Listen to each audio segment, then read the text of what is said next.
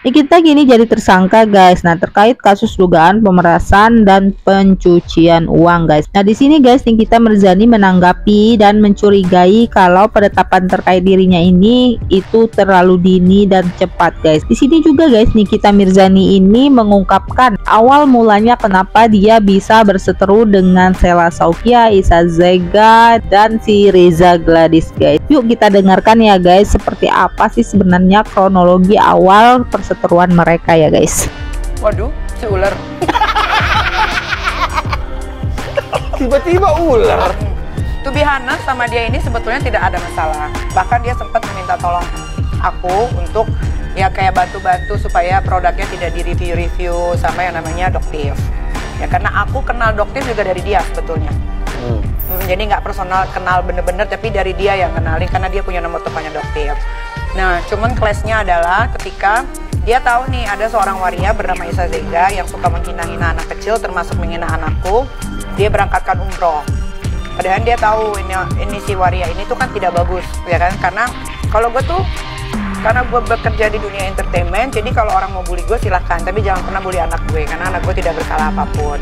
Nah itu masalahnya. Nah sampai hingga akhirnya nggak tahu kenapa dia berserta babu-babunya membelot lah, menyerang-nyerang gue hampir tiap hari. Tapi kan kalau gue sistemnya gue tidak akan meladeni babu, ya kan? Karena kan kalau babu adanya di sini. Kayak jadi gue nggak ladenin babu-babunya dia yang terus menyerang gue setiap hari, ya kan? Bahkan hari ini dia begitu senang bikin tumpengan segala macam gitu. Bikin tumpeng? Iya, bikin tumpeng, tapi kecil aja sih.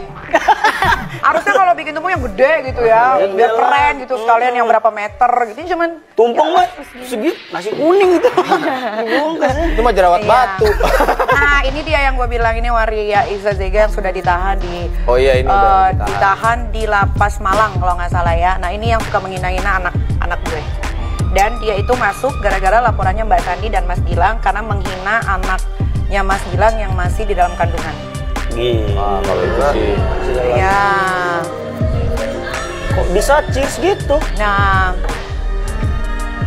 Kok melepasnya?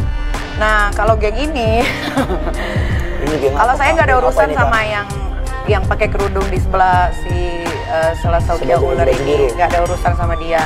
Yang parfumnya, yang kerudungannya krem. Responnya yang mungkin dia sedang bergabung untuk bagaimana cara menghancurkan yang namanya Nikita Mirzani. Memang agak sulit sih kalau untuk menumbangkan aku, nggak bisa sendiri, harus berkelompok. Keren. Itu siapa itu? Wah, kalau itu orang yang sakit hati yang sudah saya tidak anggap lagi teman dan sampai detik ini masih mengganggu setiap hari dan ingin sekali validasi bahwa dia adalah pernah membantu hidup saya pada hari ini. Ya. Aku curiga sebenarnya bermasalah ini karena iri nggak sih Kak?